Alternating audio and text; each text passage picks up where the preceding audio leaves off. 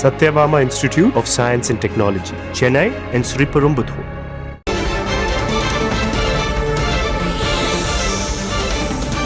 சேப்பாக்கம் திருவல்லிக்கேணி தொகுதியில் வேட்புமனு தாக்கல் செய்கிறார் துணை முதலமைச்சர் உதயநிதி ஸ்டாலின். அண்மை செய்தியை பார்க்கிறோம். சேப்பாக்கம் தொகுதியில் இரண்டாவது முறையாக துணை முதலமைச்சர் உதயநிதி ஸ்டாலின் களமிறங்குகிறார். இதற்கான வேட்புமனுவினை இன்னும் சற்று நேரத்தில் தாக்கல் செய்ய இருக்கிறார்.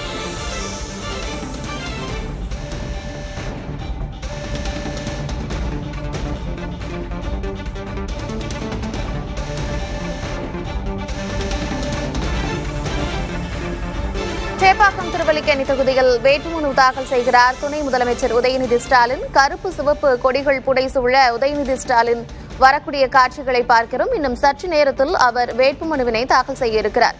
சேப்பாக்கம் திருவல்லிக்கேணி தொகுதியில் இரண்டாவது முறையாக உதயநிதி ஸ்டாலின் களம் காண்கிறார். அதற்கான வேட்புமனுவினை இன்னும் சற்று நேரத்தில் தாக்கல் செய்வார் என்று எதிர்பார்க்கப்படுகிறது.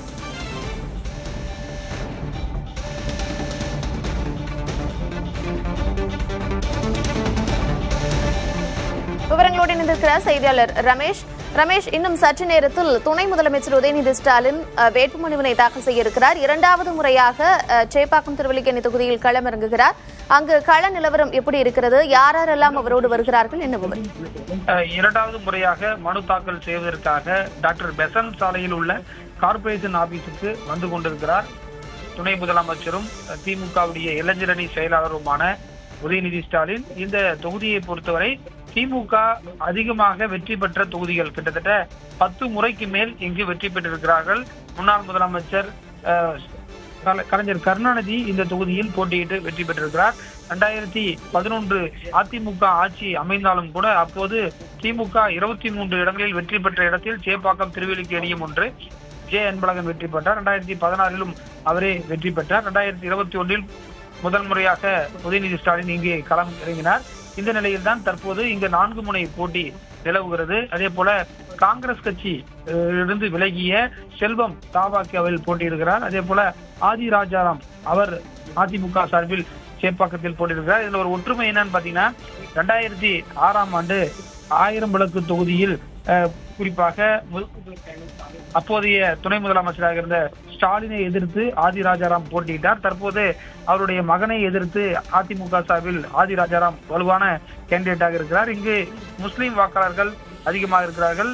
இன்னும் சிறிது நேரத்தில் இங்கு பாத்தீங்கன்னா தேர்தல் நடத்தும் அதிகாரி சுகந்தியிடம் மனு தாக்கல் செய்திருக்கிறார். உடன் வழக்கறிஞர்கள் குறிப்பாக என்ஆர் இளங்கோ, அதே போல தயாநிதி மாறன் உள்ளிட்டோரும் பங்கேற்க இருக்கிறார்கள். மத்திய சென்னை எம்பி தொகுதிக்கு உட்பட்ட பகுதி என்பதால் மத்திய சென்னை தயாநிதி மாறனும் வந்திருக்கிறார். உதயநிதி ஸ்டாலின் இங்கு பல்வேறு விதமான நலத்திட்ட உதவிகளை செய்திருந்தாலும் கூட இந்த பகுதி குறிப்பாக தொடர்ச்சியாக திமுக வென்று வரக்கூடிய பகுதியா இருக்கிறது. கடுமையான போட்டி இருக்கும் என்று எதிர்பார்க்கப்படுகிறது.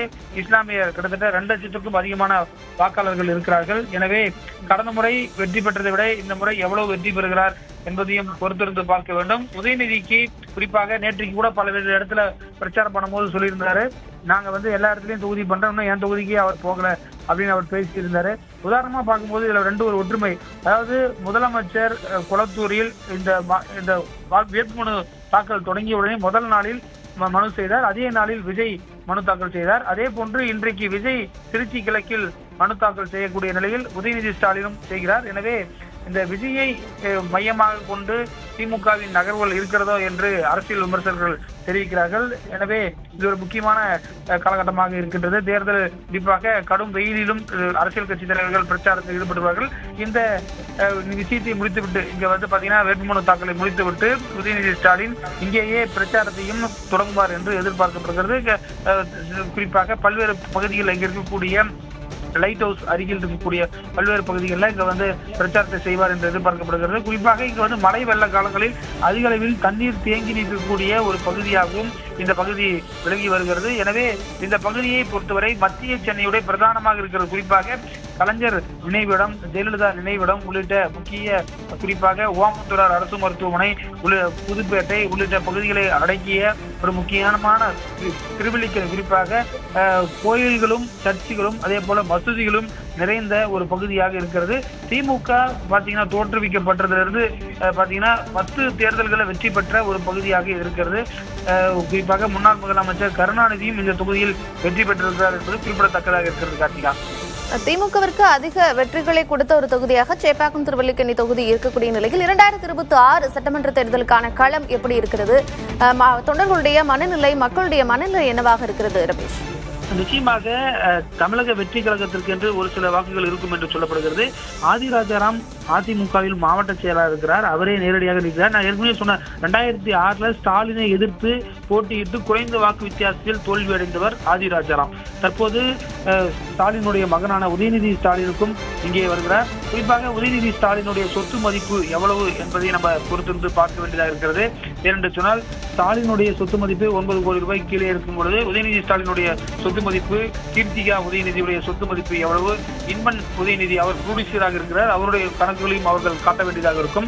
இன்பன் உதயநிதி ஏற்கனவே பார்த்தீங்கன்னா ரெட் ஜெயிண்ட் அந்த நிறுவனத்துடைய தயாரிப்பாளர் சங்க அந்த இருக்கின்றார். எனவே அந்த கணக்குகள்லாம் இதில் காட்டப்படுமா, எவ்வளவு வருமானம்? ஏனென்று சொன்னால் முதலமைச்சர் பயன்படுத்தக்கூடிய காரே இன்பநிதி உடைய பெயரில் கார் இருக்கிறது. எனவே இந்த சொத்து விவரங்கள் எல்லாம் இருக்குமா என்பதும் பொறுத்திருந்து பார்க்க வேண்டும். முதலமைச்சருக்கு சொந்தமாக கார் கூட இல்லை என்று தெரிவித்திருந்தார். இந்த நிலையில் உதயநிதி ஸ்டாலினுடைய சொத்து மதிப்பு எவ்வளவு, கிருத்திகா உதயநிதி, இன்பன் உதயநிதியுடைய சொத்து மதிப்புகள் எல்லாம் எவ்வளவு இருக்கும் என்று எதிர்பார்ப்பு எழுந்திருக்கின்றது. நீங்கள் கேட்டது போன்று கடும் டஃப் ஃபைட்டாக இருக்கும் என்று சொல்லப்படுகிறது. விஜயுடைய வாக்குகள் பிரிக்கப்படுவதால் அதிமுக திமுக இடையே நல்ல போட்டி இருக்கும் என்று சொல்லப்படுகிறது. அதே போல நாம் தமிழர் கட்சியும் போட்டி இங்கே போட்டிருக்கிறது. சுயேட்சைகள் ஏற்கனவே ஒரு சில பேர் மனு தாக்கல் செய்திருக்கிறார்கள். இன்று 3 மணி அளவில் உதயநிதியுடைய சொத்து விவரம் எவ்வளவு என்று நமக்கு தெரிய வரும். முக்கியமான பகுதிகள் குறிப்பாக ஆற்காடு நவாப் குறிப்பாக காயிதே மில்லத்துடைய நினைவிடம் என்பன போன்ற பல்வேறு இங்க தொழில்கள் நிறைந்த ஒரு பகுதியாக இந்த சேப்பாக்கம் திருவல்லிக்கேணி இருக்கிறது. 2011 தொகுதி மறுசீரமைப்பில் உருவான தொகுதி தான் இந்த தொகுதி.